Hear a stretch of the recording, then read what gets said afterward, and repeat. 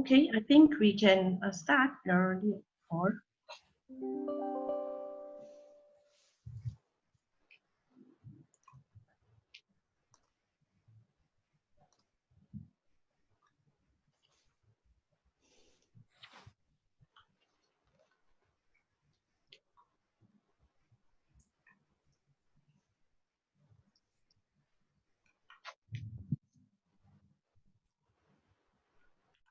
Okay. Hello, everyone, and welcome to INFOFISH webinar on the global tuna industry. My name is Shalene Anthony Sami, and I'll be the moderator today.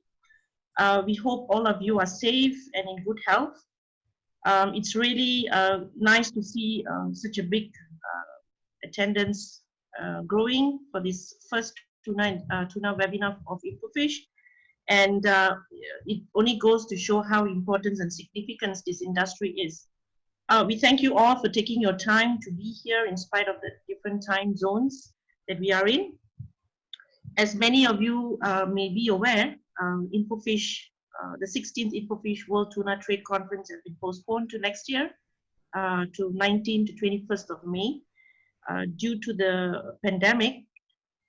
Indeed, this is one of the worst in the recent history, and to date, it continues to wreck the lives and livelihoods of the global community, impacting global seafood trade, including tuna. So we've witnessed disruptions in production and supply, abrupt changes in the trade flow, as well as forced emergence of new trends. We should also not lose sight to the fact that there are many other equally important issues unrelated to the pandemic, but which are still of great concern, such as sustainability. So INFOFISH therefore is organizing a series of webinars together with Undercurrent News as our media partner, including a special pre-event which is planned up in October this year, to discuss prevailing issues as well as unprecedented challenges that have arisen, emerging trends, technology, sustainability, the new normal, and many more issues. So it's an honor to have with us today 3 key industry leaders as panelists who will be sharing their views and experience amidst these challenging times. It gives me great pleasure to introduce Mr. Phil Roberts, Managing Director of Trimarine International Private Limited. Phil is also the chairman of the 16th World Trade Tuna Conference and Exhibition, Tuna 2021. There's also Dr. Darian McBain, the Global Director of Corporate Affairs and Sustainability at Thai Union, and Mr. Luciano Pirovano, Global Sustainable Development Director for Bolton Food. Thank you very much for all of you for being here, for your time. And this webinar will be based on a panel discussion. And as time permits, we will also have some time for question and answers from the floor. So if you look at the bottom of your screen, there is a Q&A tab which you may use to submit your questions to us, and we'll endeavor to answer them as time allows us to. We also welcome any other comments and sharing of information you may have with regard to the situation that you're experiencing in your country or your region. One other thing that we'd like to mention is we have a poll tab as well with some questions for you that you may, if you could kindly assist us to provide us with your feedback, that would be great. So let's move on to our session. Perhaps to set the stage for our discussion today, we will start with Phil. Phil, much has been said about and discussed about the impact of COVID across all the fisheries and seafood sector. With market shutting down, and we have shortage of supplies, exporters are suffering losses, and so on. How would you describe the current state of the tuna industry, and how has it fared in recent months, perhaps in terms of supply and trade? Well, firstly, good morning, good afternoon, good evening to everybody, wherever you are, and thanks for joining us. Actually, I think the industry's coped pretty well in the face of what is an absolutely unprecedented combination of challenges.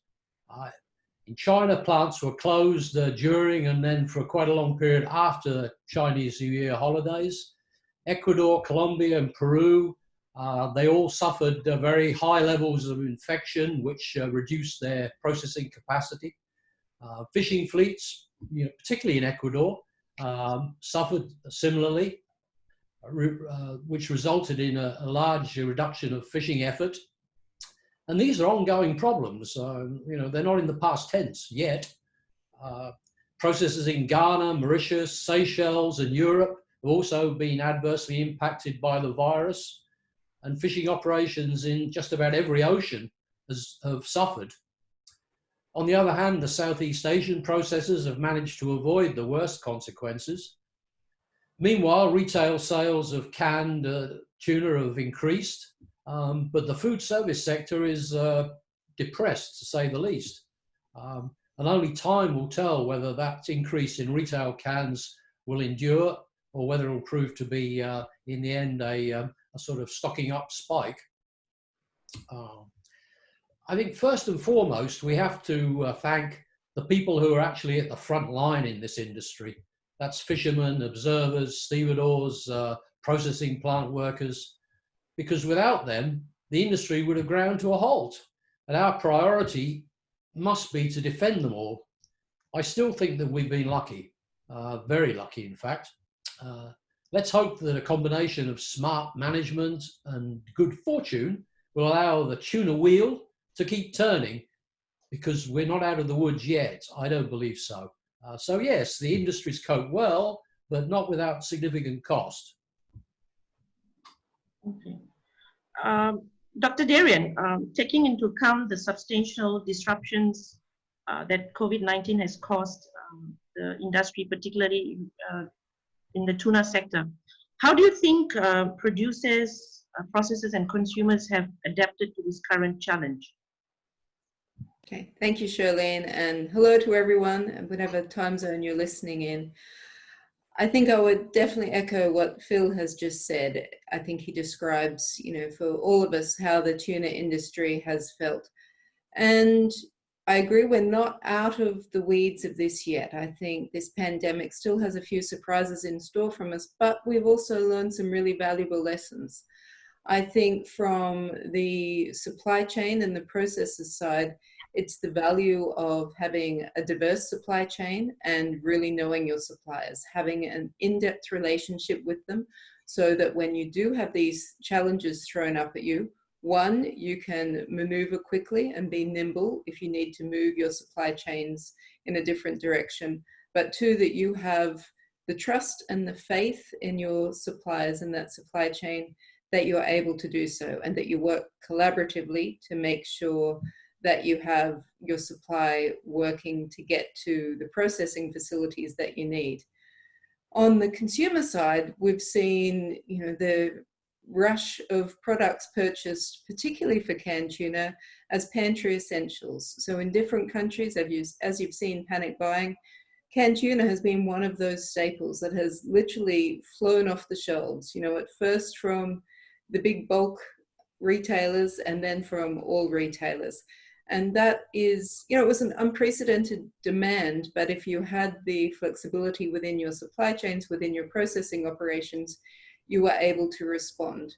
So I think what it's shown us to date is that when you're looking along the whole value chain, it's having the opportunity to be flexible, to have known relationships, and that you can work collaboratively to meet both the challenges of supply and demand. Great. Thank you, Dr. Darian. Well, I guess the next question is going to be for Mr. Luciano. Knowing that this, by all means, the food sector service has been really badly hit, or rather hit to a certain extent. And as we talked about, as mentioned by Dr. Darian and Phil, about how sales of canned tuna has surged at the retail end, and also for pouches, canned tuna and pouches. In the light of this, do you think that sustainability should take a seat to issues like economic and food security? Should take a back seat, I mean. Yes, thank you for the question. Thank you for inviting me. Good morning, good afternoon, good evening, everybody. Yes, obviously, it's my job, sustainability, but I really believe that what's happened will be a boost to have more sustainability in our life, in our businesses, and obviously also in the canned tuna business. So if the question is about sustainability, traceability, in these very difficult months, we have seen a strong increase in the research for product information from consumers, not only for fish, but for food in general. And this increase demonstrates the importance of healthy and safe food. And that this is one of the reasons why we had such a very good positive results in sales. And there is behind the request for higher transparency and traceability from businesses. This goes together with the trend that we have been since in the last years, with the request for a higher number of sustainable products. So we believe that sustainability, yes, will be key. And as you know, at bottom food level, we are strongly working on it. And we have, on this regard, we have a partnership with WWF signed in 2016 that we are following. With the commitment to source 100% by 2024 sustainable tuna, and work on transparency, respect of human rights, protection of biodiversity, and education to consumers. So yes, I believe that sustainability will be key, even more in the next months and years to come. Thank you, Luciano. Back to you, Dr. Darren. If you could just add on, or perhaps along the same lines, the importance and the role of sustainability has been, do you think that it has been affected in any way?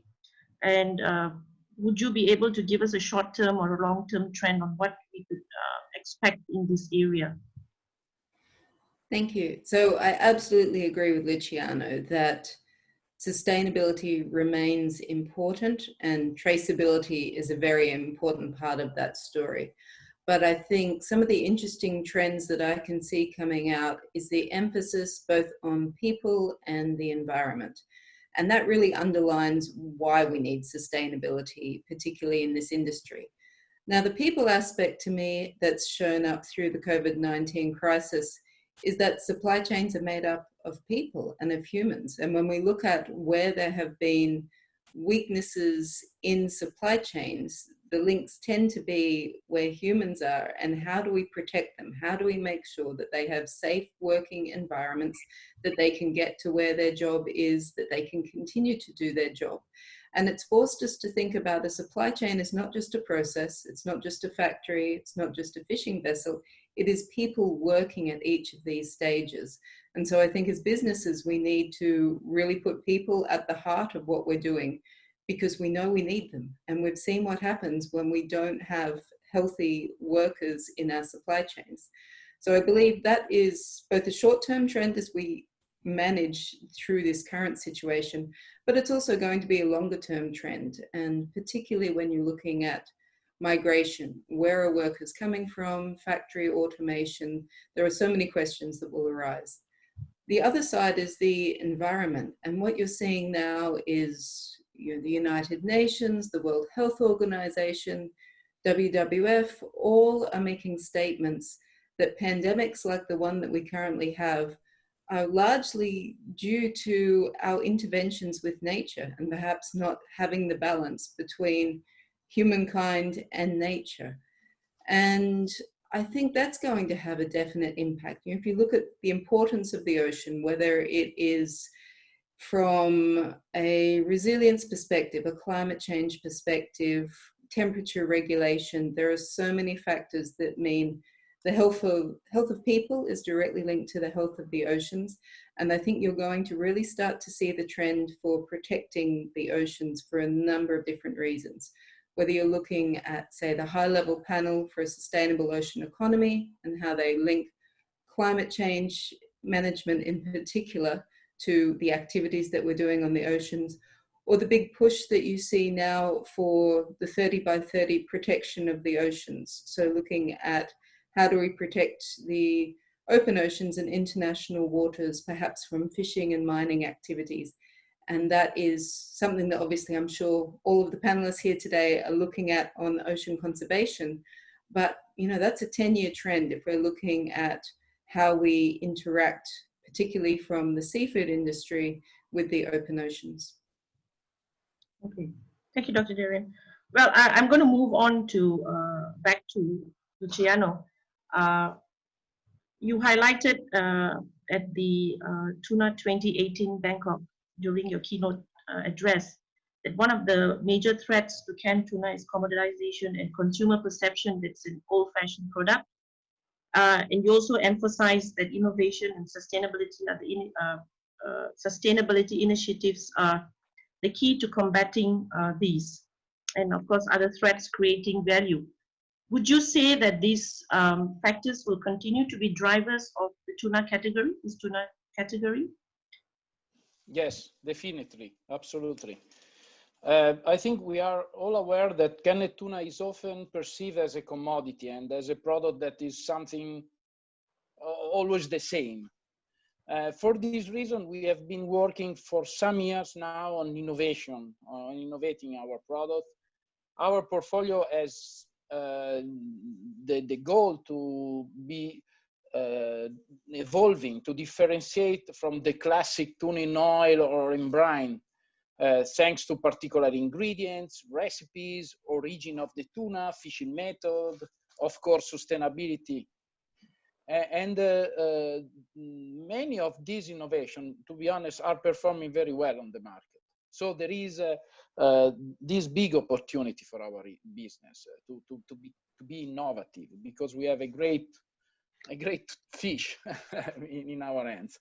Of course, launching an innovative product requires an important effort in terms of communication, education to consumers, but the results are really good. During this crisis, we have discovered that our category has a lot of benefit.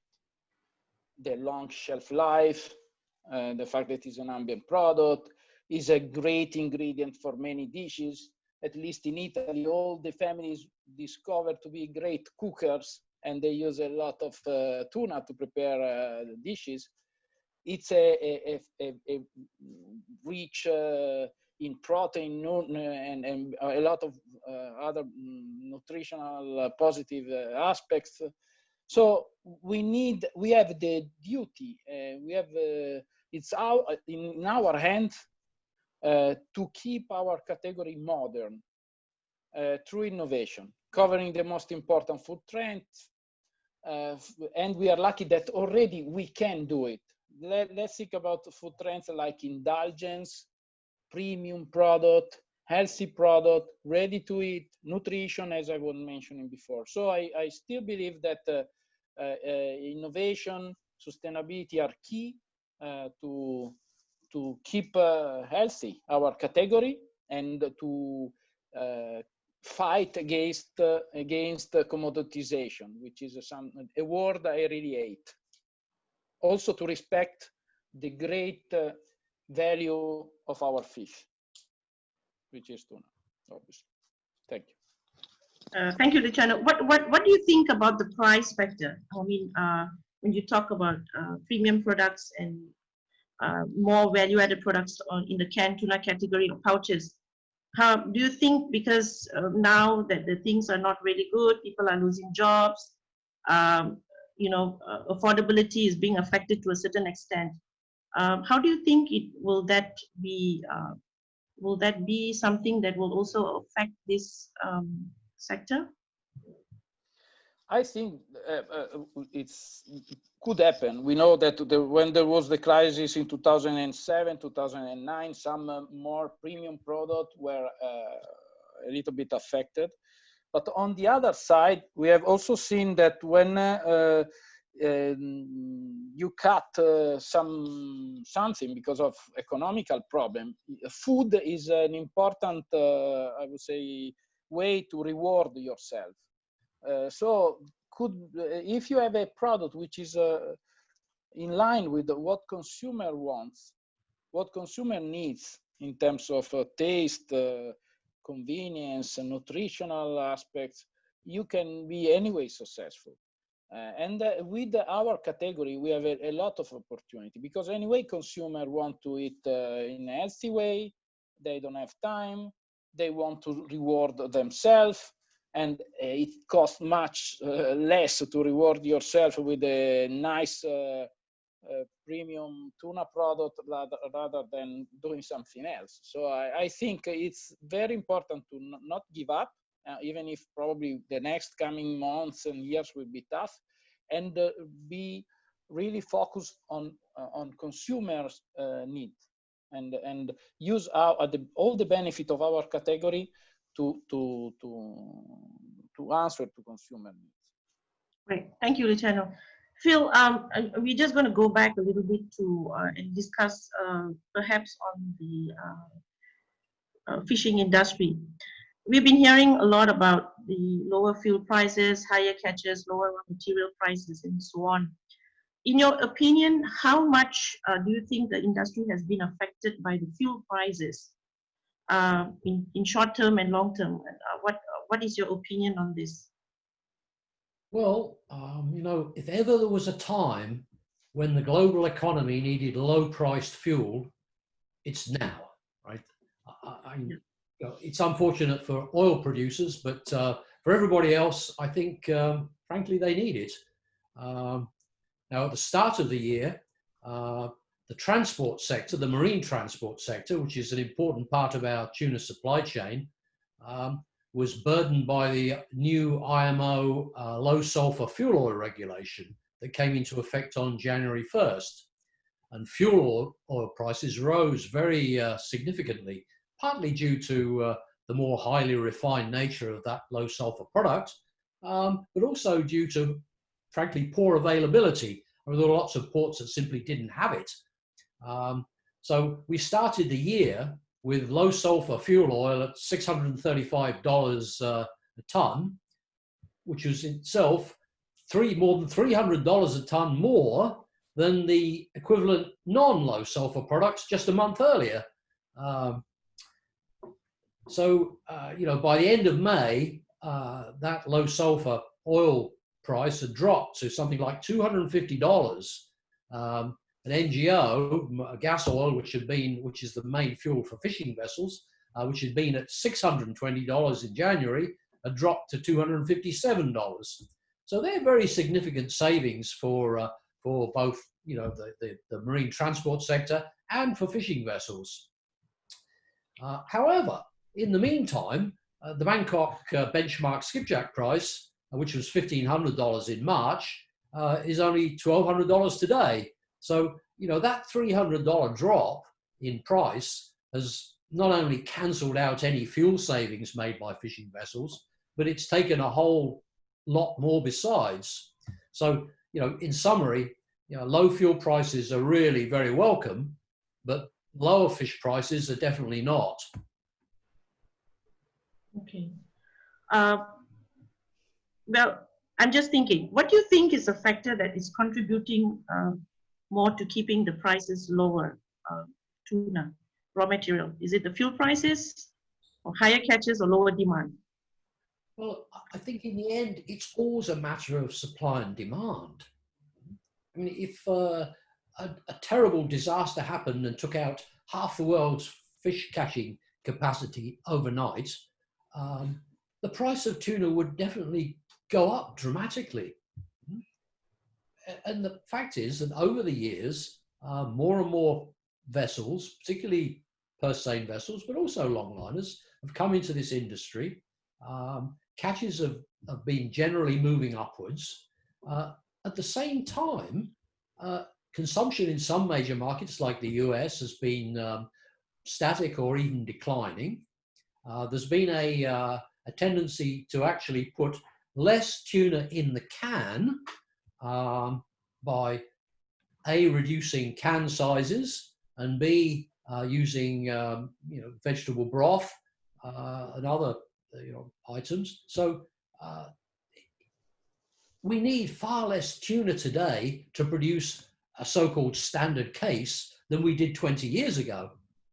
But at the same time, although some markets have increased or have grown, others have declined, and there's a lot more catch than there was. So that's the crux of the problem, right? It's and that was there long before COVID ever hove up on our horizon, right? So this is what's driving the price of tuna, and because tuna is now relatively abundant, that enables the large-scale buyers of the finished goods to play the market to their advantage, and that's just a normal market economics thing, I think.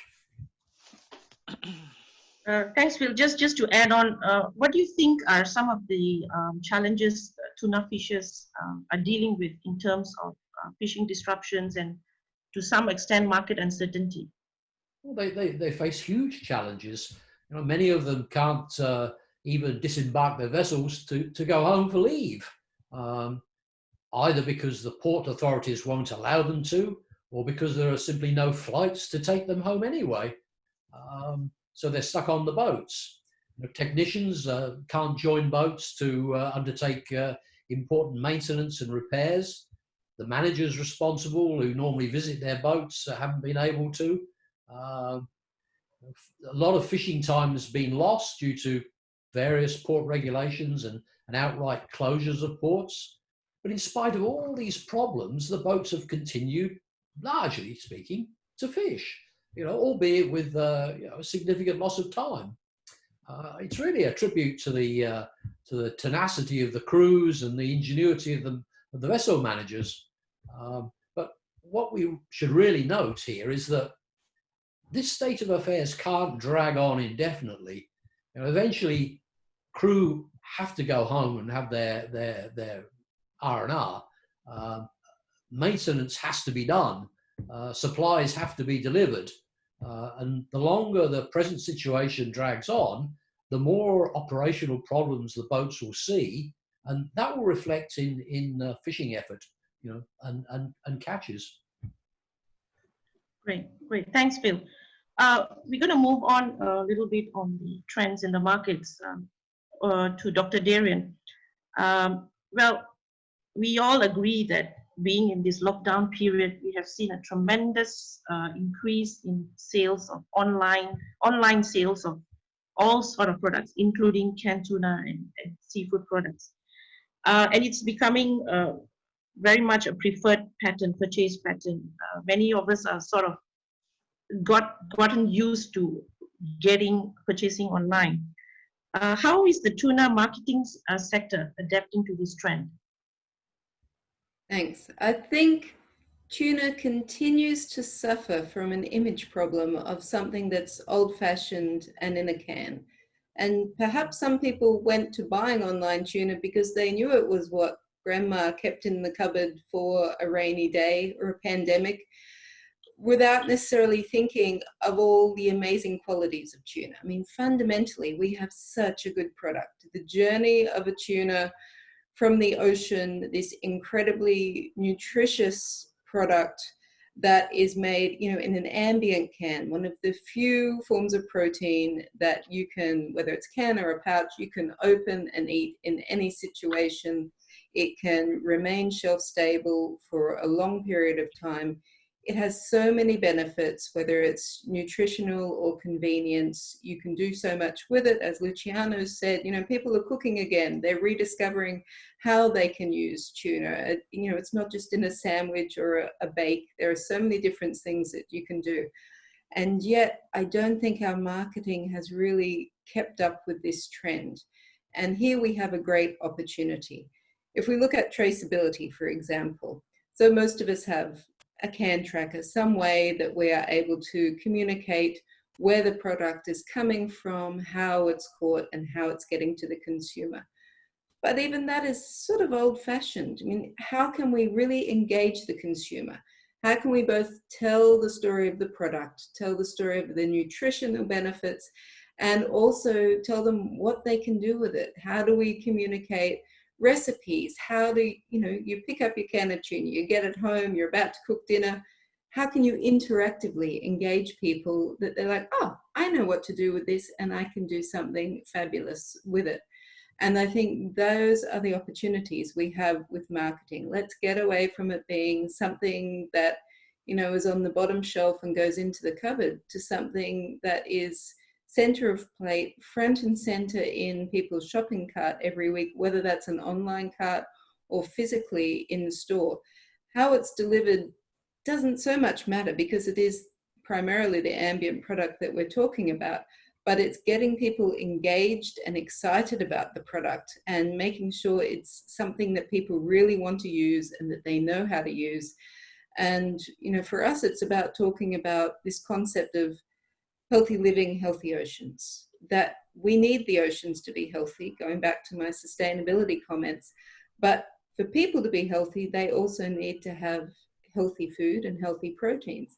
And tuna really does fit within that category, but we have to engage people much better. And that's where marketing comes in. Okay. Thank you, Dr. Darren. Over to you, Luciano. Apart from the staple item of canned tuna, what other forms of tuna do you think can be produced in order to capture a greater share of the expanding market for convenient eat-at-home foods? And also, how would you characterize the future of canned tuna?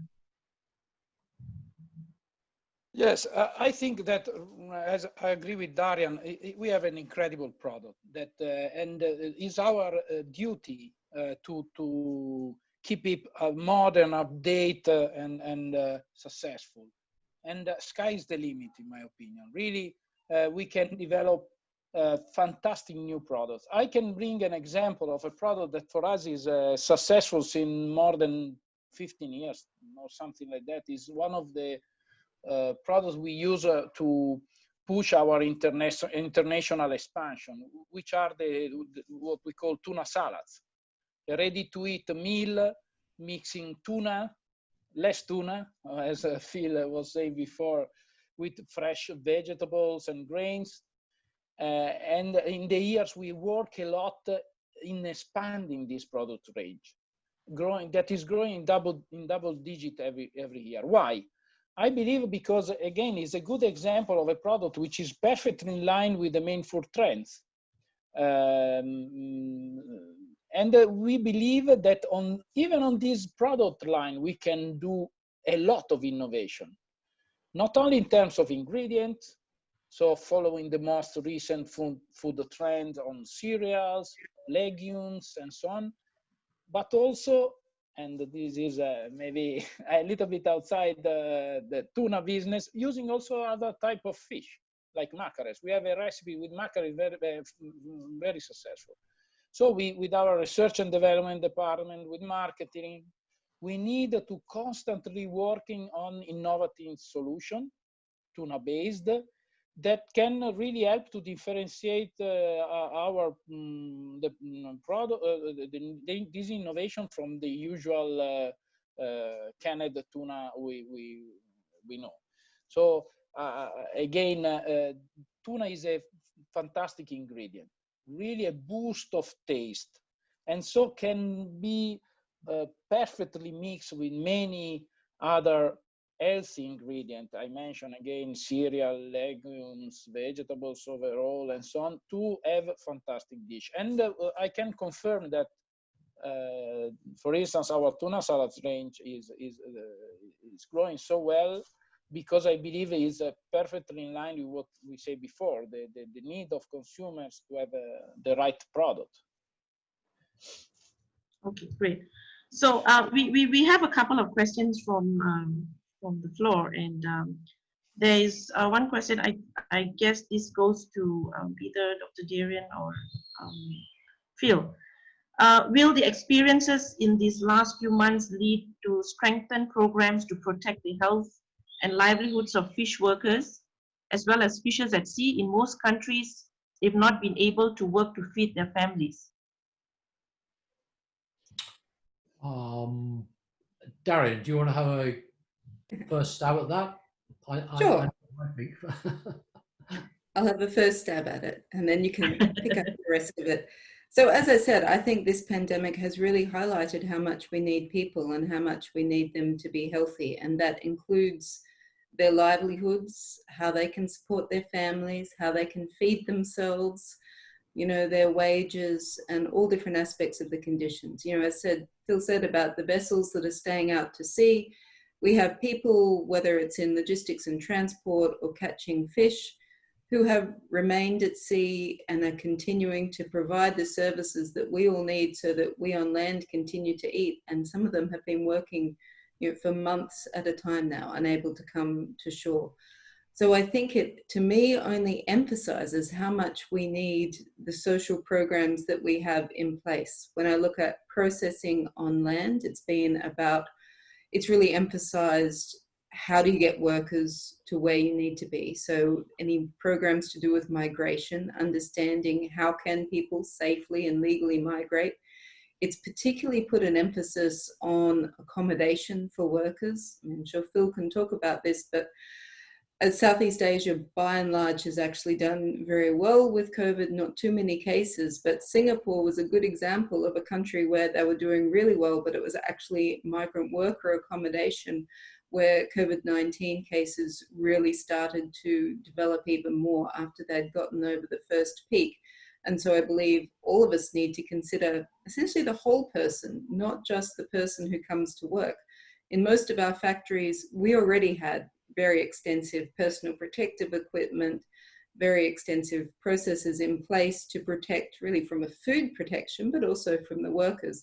And so that's how I think we were able to pivot quickly.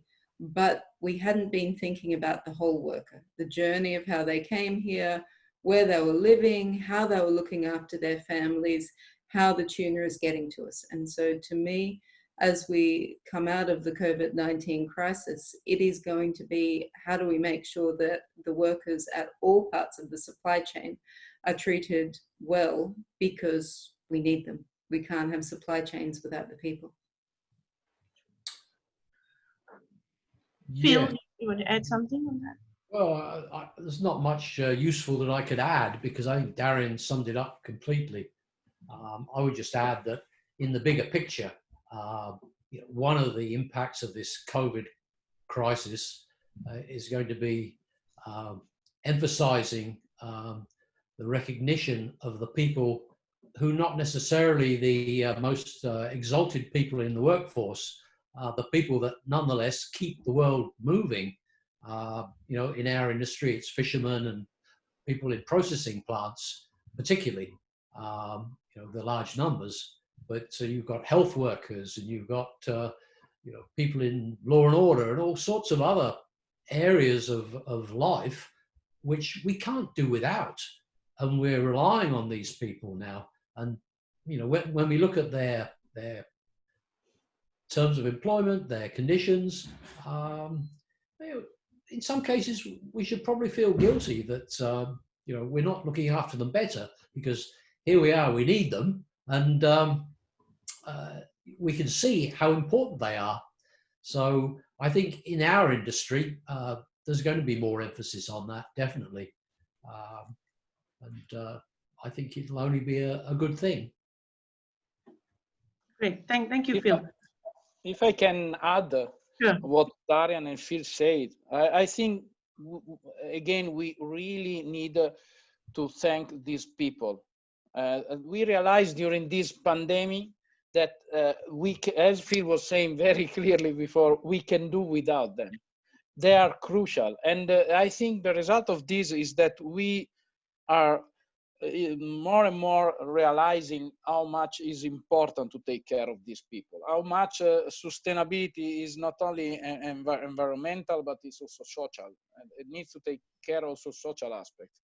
And so a big thank to really all the person in the front or end of this pandemic, observer, fishermen, and so on. And really during this period where we discover how much at the end the humankind is vulnerable, we discover that there are some heroes that take some risk, and they are there to guarantee our supply chain. And they did a very good job, because at the end, obviously we had some problem, but at the end the tuna is there. So really thanks. And I believe I agree with Darian and Phil. We need to take more and more care of the people along our supply chain. We have discovered during this pandemic that they are really important. We can do without them. Great. Thank you, Luciano. Well, there's one question related to MSC products. I'm not sure if it would any of you would be able to tackle that.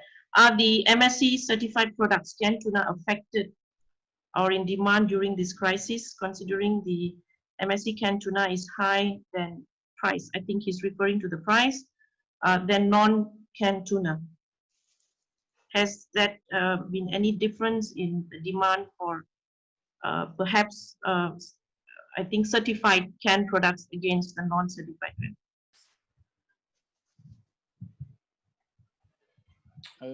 Darian, you want to answer first? I can. So I think the trends we see with MSC tuna tend to be influenced more by the retailer commitments and perhaps the commitments of the brand. So those are longer term commitments which are already in place. You know, they're say 2025, 2030. It's the investment that we're all making in fishery improvement projects to move the fisheries towards MSC certification and putting, you know, chain of custody in place and the label unpack when we can. When we've seen the increase in demand, as we have in recent times, I haven't seen that it's been particularly for the MSC product, but MSC product has been in demand, the same as the products that are not certified. Whatever conditions we had in place before COVID-19, they still remain in place. So for Thai Union, that is, you know, the investment in fishery improvement projects towards MSC, that continues whether there's the pandemic or not. But I think to Luciano's previous point, people are more interested in the traceability of their food and the sustainability of their food. So I would hope it would show an increased demand for responsibly sourced product. Once you got over that immediate blip of people stocking their pantries, I would hope it leads to people considering more where their food is coming from and how it's made, and that's when certification comes into its own. Yeah, I agree with Daria. I believe that the goal, the roadmap we have to source more from MSC certified fishery or robust fishery improvement project, it will continue. Maybe there will be, unfortunately, some slowdown, but due to the pandemic, but the direction is clear. MSC is considered the best standard according to ESSF and WWF, so we support it. And it's a part of a roadmap. It's a part of a portfolio development. So we don't see any kind of slowdown. On the other side, we have many in research, consumer research, confirming that the topic of sustainability is becoming more and more important. So we believe it's the right thing to do, and we will continue. Great, thank you, Luciano. There's one question, another question on sort of conservation and management measures. How do we ensure that we don't compromise our conservation and management measures as we look at mitigating the measures and restrictions in ports arising from the pandemic? I'm not sure, Phil, if you would be able to take that question. Well, it's a huge topic, isn't it? On purse seiners in the Western Central Pacific, throughout the Pacific, observer coverage is obligatory.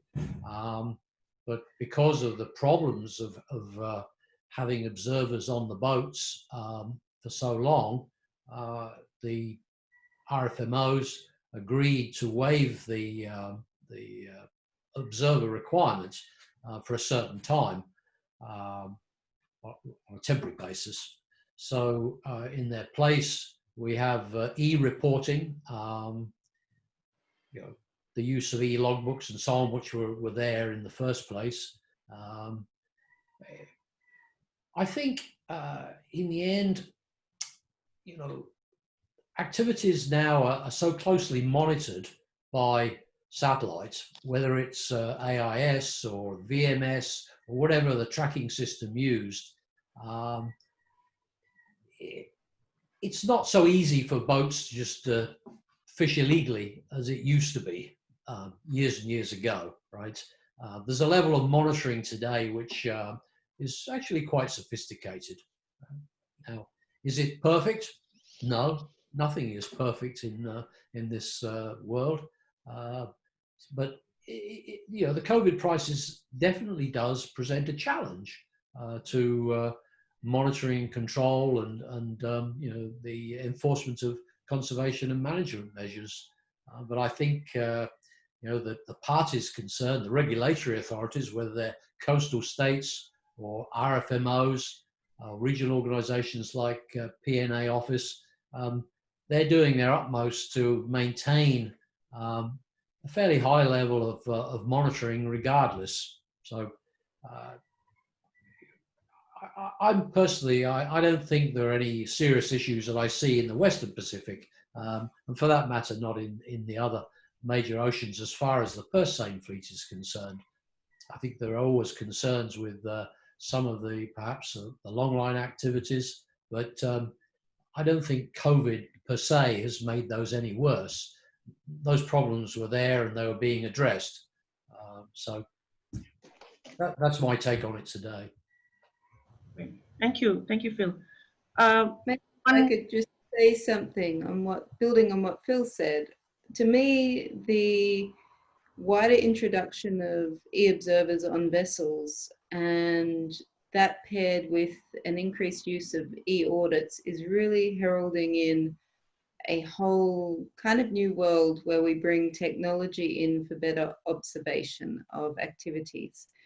And you see this trend happening, again, it was something Phil commented on in his opening remarks, that we've had these technology leaps that would have taken 5 years previously and have happened in a matter of months. And I think e-observers, e-audits, and how those programs all match together are really going to bring in a whole different system of transparency and traceability. And we aren't there yet. We aren't seeing the end product, but we're seeing all of those building blocks coming into place. We're proving that it is possible that you can have transparency and oversight without having physical people there to observe. And I would really hope that with the use of technology like AI to analyze e-observer records, the satellite tracking, when you bring them all together, you can bring much greater transparency to the industry. Totally agree also. I believe that technology will be a great tool for our industry. And I give an example, has been clearly said, electronic observer, but within SSF, we are working also of the next generation of buoys to put on FAD that will be able to really understand very well what is below a FAD in order to be more selective, in order tomorrow to have maybe some rules to avoid the high level of bycatch and so on. So really, I agree that technology will be key to keep our industry sustainable. Well, thank you, Luciano, Phil, and Darian. Just touching on that technology, the importance of the technology, do you think, do you expect to see more automation in processing plants as a result of this, particularly in Asia after, well, post-COVID? Or which areas would you think that we would be seeing more of this? Do you want me to have a go at that? Go first and I'll provide a few I think, yes, you know, we will see more automation. I think, again, COVID is acting as an accelerator in this case. I think the trend to more automation was already there, but COVID has just accelerated it mightily. You know, the issues around social distancing in a processing plant are awfully difficult, right? So, of course, I think plant operators will look to see if they can manage with fewer people. And there are examples of plants in Europe, you know, including one very, you know, good example in northern Italy, where you can walk around the plant and hardly see a person. Sometimes you wonder where all the people are. Well, the answer is there aren't any, or there aren't very many, because so much stuff is robotized and computerized and so on. However, all of these plants that are so highly mechanized rely on processing loins. And somebody has to take the fish off the bones to make the loins. And although companies have tried over many years, I mean, I can think of at least, well, you know, nearly 30 years back when there were trials on filleting machines for tuna, and they're still trying. And you know, I think you know, some of the large companies here today are involved in those trials, and but still, they're not as efficient. The machines are not as efficient as the human hand, particularly a young lady's hands. So I think it'll take a while before that element of the labor-intensive business is replaced by machines. But I think everything else is going to be more and more mechanized just as quickly as it possibly can. Yeah, I totally agree, Phil. And you see all different processes, let's say warehousing, for example, that's now become very much the trend, is to go towards automation. There's all different levels of the process that are going towards automation, but that initial processing is still best done by hand. Machines can't match it. I'm a newbie in the tuna industry compared to you, but I remember 5 years ago going out to one of Thai Union's big factories in Samut Sakhon and walking the production line and seeing the primarily women working on the cleaning lines, and the work they're doing is incredibly detailed. And this really goes back to the previous point about we have to fully appreciate our workers. It was as detailed as fine sewing work, for example. And it's very hard to get automation to that level of detail because it's the coordination between the hand and the eye. And that's where AI hasn't quite caught up yet. But then I am a believer in technology, and I think revolutions will come. And as Phil said, this COVID-19 crisis is an accelerator for what was probably in place already, but we're realizing that perhaps we need to speed up to get to a slightly more mechanized destination. Right. So to a question, how can we boost tuna consumption in Asian markets, including China, the Middle East? As we know, canned tuna, generally the demand or consumption in Asia is pretty much very low, I would say. It's probably picked up some in Asia during these COVID times, but really, how can we boost this consumption in Asian markets? Well, I think Luciano ought to have a crack at that because before he entered his life as a sustainability man, he was a marketing man, right? And I guess that's still in his blood. So maybe. I mean, how did you boost tuna consumption in Europe? I mean, in those countries in Northern Europe that didn't eat tuna as a habit, or it wasn't part of their culture eating tuna.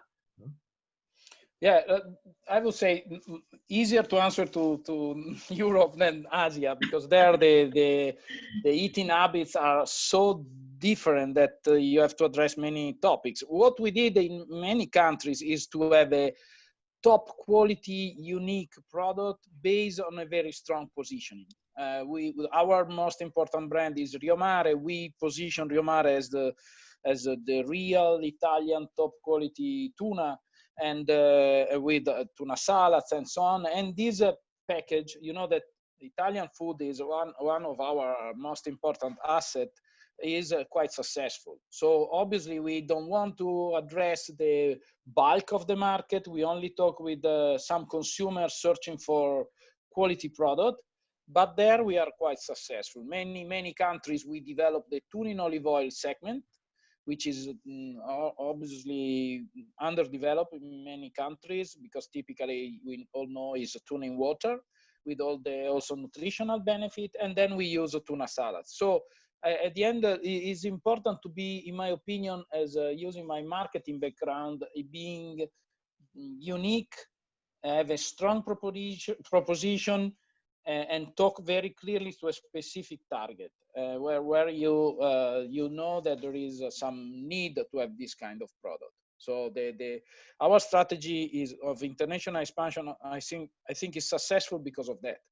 In Asia is more difficult. We are quite present in Middle East, so I can answer for Middle East. And also there we have a niche positioning. We are covering the premium segment of the market, and I think is important also to fully understand consumer needs in this area. In terms of recipes, maybe you need to develop, but again, it's very important innovation. You need to not simply stay on a classic tuna can. You need to understand what is the most could be the most successful new product range for that region, but you need to be innovative and to develop new products, because as we say before, we have in our hands a great product. It's just a question of finding the right key to enter in consumers' mind. One of the things we've been doing at Thai Union during the pandemic is a program called Tuna Reimagined. So very much to the point that Luciano just made, it's using our different branded products in the different markets and showing people how to use them in a cuisine that they're familiar with. So, we had recipes that were Thai-based recipes using tuna, and then British and Italian. And it's really adapting into the market and to the taste and flavor profiles and how people eat. Tuna does fit in there, but in Asia, it just hasn't traditionally been there. And so I think part of it is demonstrating that you can still make tasty, culturally compatible foods, but using a different protein and slightly different. Perhaps if mackerel has been used in the past, you can substitute it for tuna. So I think there are good opportunities, but education and bringing the consumers along with you is an important part of that journey. I think there's probably some lessons to be learned in Korea about this, because years ago, Korea was not a tuna consuming country. I mean, it's certainly not a canned tuna producing country. Consuming country, but today it has a pretty strong tuna industry, catching, processing, and a large domestic market for very distinctly Korean canned tuna products. And how did they do that? Well, I presume, I wasn't there when they did it, but I presume that they educated and marketed their products. They educated the population, the people, and gave them products that with flavors that they recognized, and showed them how to use those products in staples like rice that they already had, right? And you can look at a place like Mexico, which has a huge tuna industry today, a massive domestic market of canned tuna. They weren't huge canned tuna consumers 50 or 60 years ago. The market has been grown there. So, sometimes it's said, well, people in Asia, they don't want canned tuna. Well, okay. I mean, nobody wants canned tuna, right? Everybody has to learn how to use and enjoy canned tuna like any other product. So I think a lot of the issue here is putting the effort into actually understanding those markets and figuring out what those consumers in Asia actually want. Great, thank you. Yeah, thank you, Phil. Yeah, I think in a way, this COVID era, so to speak, has sort of given us the opportunity to relook at canned tuna, because we, to certain extent, we are forced to sort of taken, as what Darren mentioned just now, take it as part of our meal because of availability of access to supplies and so on. We are trying to, we also tend to learn to cook various types of dishes with our more time at home now. So it brings me to one of the questions that we have from our listeners. In India, we have a big catch of tuna, but the value sold is not so attractive when compared to the Western world. How can we bring tuna in the center stage in India?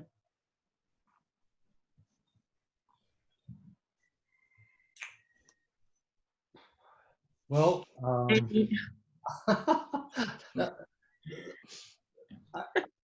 frankly, I'm not an expert on the Indian tuna industry, but I know from experience that a lot of the tuna in India is caught by small artisanal operations.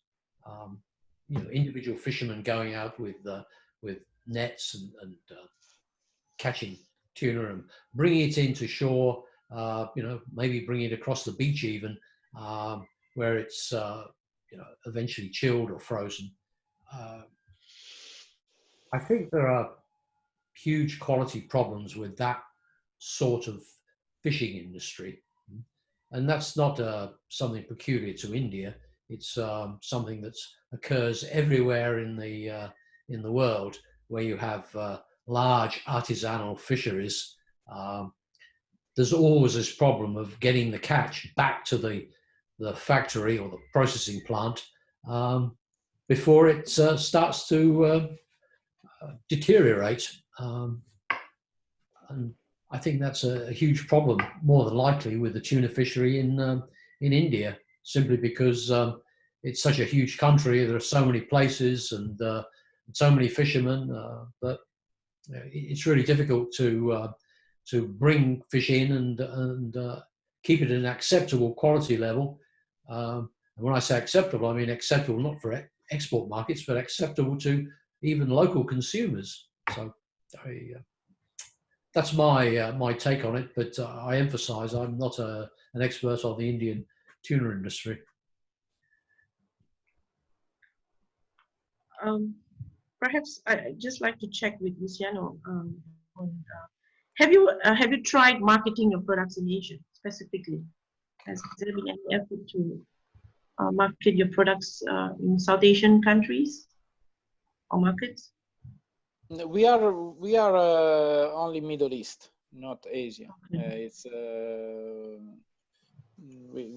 we are mainly in Europe and Canada, good results, and Middle East. So not in really Asia. Yes, China, India, no, not yet, maybe, but it's maybe more Thai Union region than Okay. us. Right. Okay. Well, there is one issue or rather one question related to environmental contamination. I'm not sure whether this is a question that we could address in this panel, but I'm just reading it out. Due to the need for lockdown during COVID-19, it seems that governments are even more aware of environmental contamination. Do you think this can speed up actions to reduce the environmental footprint?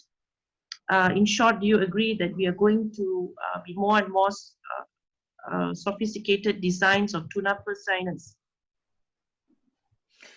This is a good question, because in terms of greenhouse gas emission, we know that Pursener has a huge impact. The fishing effort has a huge impact, and obviously it's something that we need to address. It's not easy. It will take years, decades, but we need to address. And I think we will gradually be a discussion about that. If you also take other industry using vessels and so on, they start a discussion about that. I think that really this crisis made us think that as humans we are not invincible, but we are vulnerable, and we need to respect the environment, and we need to learn from and respect nature. And so I think that sustainability in all the sector will increase, and also the attention of CO2, greenhouse gas emission will grow, and will come sooner or later also in our industry. Maybe not tomorrow, but will come. I used to say that when I live in Milano, when I was during the lockdown, there was before going to sleep one night, I was closing my window and I remained blocked because of the quality of the air, because obviously nobody was around totally. And there I in my mind I say, there is something wrong in our model we had before. We need to pay more attention to the CO2 topic and so on. And I think we learn a lot from this pandemic, and we really hope that sustainability will be more and more crucial, because we all rely on the generosity of nature, and and we need to respect nature and leave to our children a better world. Okay, great. How would you describe the future of fads in the industry? You mean fishing aggregating devices? Yeah, fads. I mean that I want also obviously Finn and Darian to answer, because I think on FAD, what we have discovered during the years is that our industry cannot survive without FAD. What is true is that we need FAD management. As any kind of fishing gear, this device has to be managed. And so we need to take responsibility of FAD. We need to develop FAD in the right way. We need to keep them under control. We have a responsibility of lost FAD and so on. That's why we are working within SSF, but not only a lot on developing, I would say, not only not entangling FAD, which is more or less already there, also biodegradable FAD. And as I was saying before, technology will really help a lot. But generally speaking, our industry, and I think we are moving very well in this direction, need to take responsibility on FAD. As any other gear, has to be managed. Okay, great. Thank you, Luciano. Perhaps we will just take one last question before we sum up. This question, I think, it's for Dr. Darian. Looking ahead to the future, will brands and processors be interested in buying days directly from P&A to ensure security of raw supply from the Western and Central Pacific, instead of securing the supplies from vessels and thereby changing the supply chain? I think there are a few different programs that are looking at different ways to engage with fisheries, whether it's P&A or others. And we're looking at the balance between whether we engage with the communities and the processing, with the fishers and how the allocations are, and connecting it with the end consumers. And there are experiments with the shorter supply chains as well as some of the longer ones that we currently have now. But I think if COVID-19 has shown us anything, it's that there is no one-size-fits-all answer, that we need to have this variety of different models, because if there is a severe disruption, whatever nature that may take, you can't just be reliant on just one fishery or just one supply chain option. And going back to what I said previously, one, we need to protect the environment, and two, we need to protect the people who are working in these supply chains. And so the optimal solution is going to be getting that balance between at least those two competing issues, but then the many other competing issues such as the availability of food. Food security has become a huge issue recently, but also the price of food. Can consumers afford to eat it, and how can we have the most efficient supply chains that provide, nutritious, sustainable product, but at an affordable price? Great. Thank you, Darren. Okay, so I guess we will have to end our session today. We have covered quite a bit, and we have also tackled quite a bit of questions, and we are a bit more aware of what's happening at the ground level, at the consumer level, and at the processes level. So it's just one question to all our panelists. Usually market predictions will look at several interlinked factors such as production, market demand, trade barriers. But this year, many of these prior predictions that have already been made, well, it sort of can be disregarded as we grapple with this coronavirus pandemic, which has disrupted the supply chain from end to end. With this new reality that we have to face, what do you think will characterize the global tuna market from now on? Maybe we could start from Phil or anyone. Okay. Well, my hope, right, and I think it's a realistic hope, is that one of the better consequences of this terrible pandemic will be a much wider recognition of what it takes to put a can of tuna on a supermarket shelf, right? It's a long global supply chain that starts with fishing people and observers, right, who are already engaged in one of the world's most dangerous occupations, and now have the added risk of contracting a deadly virus too. There are also many tens of thousands of workers in processing plants where social distancing really is extremely difficult. And they're at risk every day too. So if we think carefully about all of this, one conclusion stands out, and that is that tuna isn't a low-cost product. If you look at the whole of the production paraphernalia, right, everything involved with it, right, and it shouldn't be a loss leader to boost sales of other items. It's actually an expensive product, right? When you look at the overall cost of bringing it to the table, right? And it should be sold at a commensurate price, not least as a recognition of the sacrifice that so many people make every day just to get it there onto our tables. And this, I hope, is one of the things that will come through from this terrible pandemic.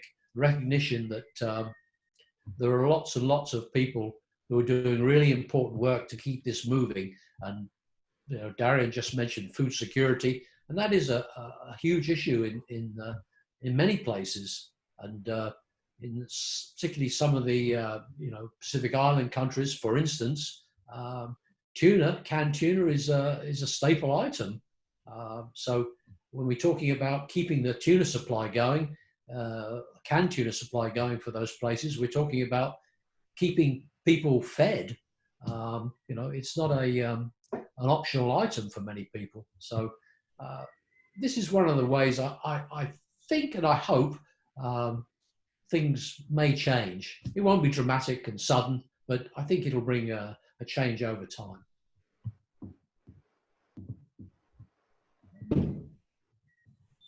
Darian? Next. So totally agree with Phil's comments. Would echo them. I can't say the same for me. So I'll add something else on top. I would hope that we can build more resilience in our supply chains. Once we've seen where the vulnerabilities are, and we've discussed them many times today, it's talking about, the stocks of tuna, how we move tuna, how we value it, how we value the people in the supply chain. All of those aspects put together, we've had the opportunity to take a step back, to see where those vulnerabilities or those risks are. And we have the opportunity now to try to de-risk those supply chains with that view to how can we provide food security for a growing global population who are going to need protein, and we have a very good available protein.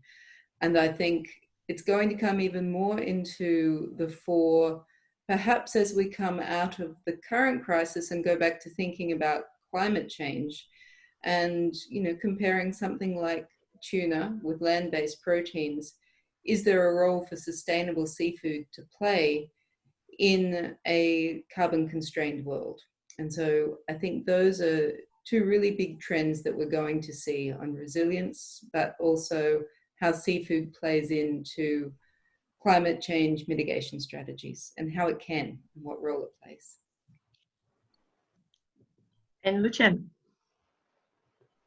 Yes, I think that I agree with what has been said before. I would say three words or three concepts. One is people. People, we need to more and more pay attention to people and I would say communicate about the people to consumer, how many persons are behind our supply chain. Second is, as I was saying before during traceability, is we need to give, to make our supply chain more appealing. There are fantastic stories behind. It's a fantastic journey from the sea to the table. We need to be able to use new technology and so on to give value to this. And the third word is sustainability. And I think the pandemic show us, as I was saying before, that we are as humankind vulnerable, and we need to respect the environment that can survive easily without us. And so sustainability will be key in our business. We are already, the rest of we are already in a global market, and we discovered through this pandemic how much we are all connected. And so we know perfectly in our business how much, since many years, that it's what happening in an ocean can easily affect the other ones and so on, and that we are in a global market. And so we need to really have sustainability at the core of our strategies. And to do these as the challenges we are facing are big, we need to work together. We used to say in Bolton that partnership is our way of working, meaning that we need to work with NGOs, we need to work with government, we need to work with among different companies, because the challenges we have in front of us are very big. And so we believe, yes, people, supply chain, and sustainability. Great, thank you. Perfectly said and put to end our first tuna webinar, and really to get an overview of what has been happening and what is happening right now and how we could move forward from now on. Thank you again very much, Mr. Phil Roberts, Dr. Darian, and Mr. Luciano for sharing with us, for being here, most importantly, to share your experience and your views and opinions on how we could move on from amidst this pandemic issue. So thank you, and to each and every one of you who has been listening to us. Thank you also for being us, and do look out for our future webinars coming up, and hope to see you again soon in our webinars, as well as Tuna Conference next year. Thank you. See you in Bangkok next May. Thank you. Cross the fingers. Thank you. Bye bye. Bye Darian. Bye Phil. Thank you. Everyone. Bye. Take care. Right. You too. Bye.